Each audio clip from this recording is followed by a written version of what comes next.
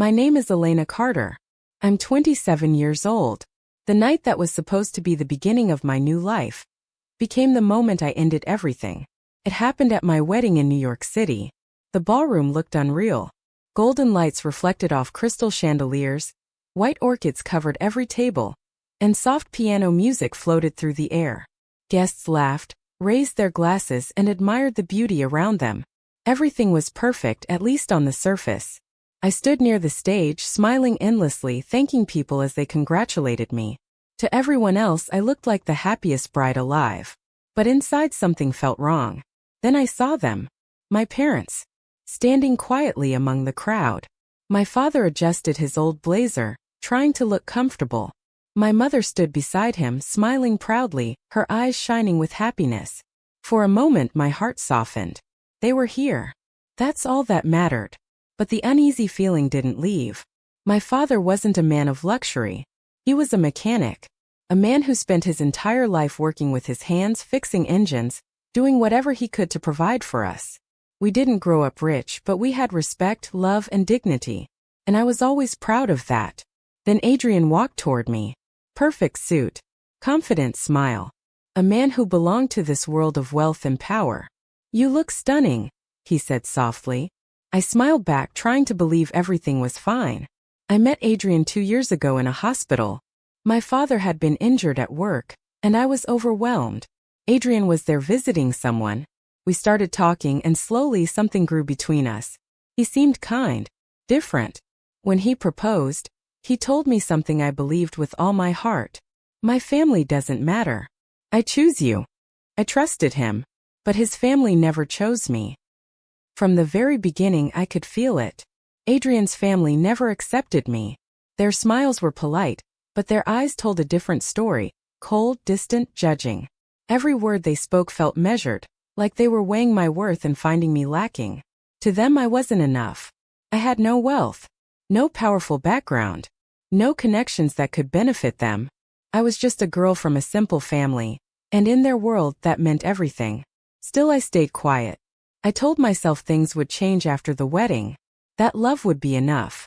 That once I officially became part of their family, they would finally accept me. I was wrong. Dinner service began, and guests were guided to their tables. The main section quickly filled with Adrian's family, their close relatives, and important business figures. I waited, watching carefully. I expected someone to come from my parents, to guide them to the front, to a place where they belonged. But no one came. Instead, I saw a waiter approach them. He spoke politely, but then he pointed toward the back of the hall. Far back, near the service area. My chest tightened instantly. "No," I whispered under my breath. I tried to move toward them, but before I could, one of Adrian's cousins grabbed my arm with a bright smile. "Come on, Elena. Photos." I hesitated, glancing back once more. And there they were. My parents slowly getting up, following the waiter. Not asking questions, not complaining, just accepting it. That hurt more than anything. Minutes passed. Maybe longer. I don't even know. All I knew was that something inside me felt deeply wrong. Finally, I couldn't ignore it anymore. "I'll be back," I told Adrian. He barely noticed, distracted in conversation, laughing with someone. I walked quickly through the crowd, past the music, past the glowing lights, until I reached the back. And then I saw them, sitting at a small plain table near the kitchen door. No decorations. No respect. Like a "Dad," I said softly. He looked up immediately and forced a smile. "You look beautiful," he said, like nothing was wrong. But everything was wrong. Before I could speak again, a voice came from behind me. Well, she finally noticed. I turned. Victoria Hayes stood there with a group of elegantly dressed women, all watching with amused expressions. "We thought this would be more comfortable for them," she said lightly. "Closer to the service area." Soft laughter followed. Then Richard Hayes stepped forward, his tone calm but sharp. "Let's not pretend. Not everyone belongs in places like this." The words hit hard. Another woman laughed quietly. "Did you see his jacket? It looks so old. And those shoes," someone added. More laughter. My father lowered his head slightly. Just a little, but I saw it. Then Adrian's sister stepped forward. smiling like this was entertainment. Honestly, I was worried he might sit at the main table and confuse the staff. That did it. My mother's hands began to tremble. She tried to stay calm, but her eyes filled with tears. Then Victoria said the one thing that broke everything. They should be grateful we even invited them. Silence filled my ears. I turned to Adrian. He was standing not far away watching everything. For a moment our eyes met. I waited. I begged silently for him to say something. To defend me. To defend them. But he didn't. Instead, he smiled. And then he laughed. In that moment something inside me went completely still. No anger. No confusion. Just clarity. I took a slow breath. Then turned and walked. Straight toward the stage. The microphone felt cold in my hand. Enough. My voice echoed through the entire hall. The music stopped. Conversations died instantly.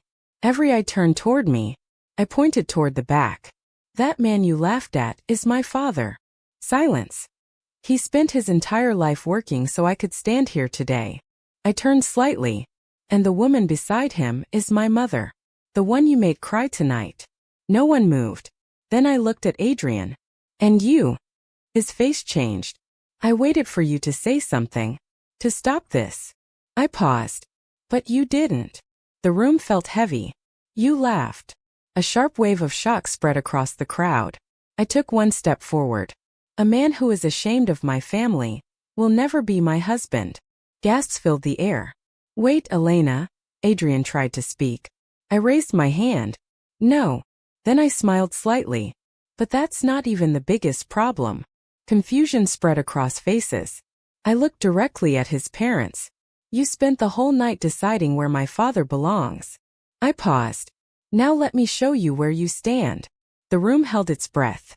The investment group that owns a major share in your company. Silence. Belongs to me. Shock exploded instantly. Phones came out. People whispered, checked, confirmed. She's right. It's nearly 30%. Richard Hayes' face went pale. That's impossible. No, I said calmly. You just never cared to know who was behind it. I removed my ring slowly. This wedding is over. I walked down from the stage, went straight to my parents, wiped my mother's tears, and held my father's hand. Let's go home. And without looking back, we walked out, leaving behind the silence, the shame, and a world that was about to fall.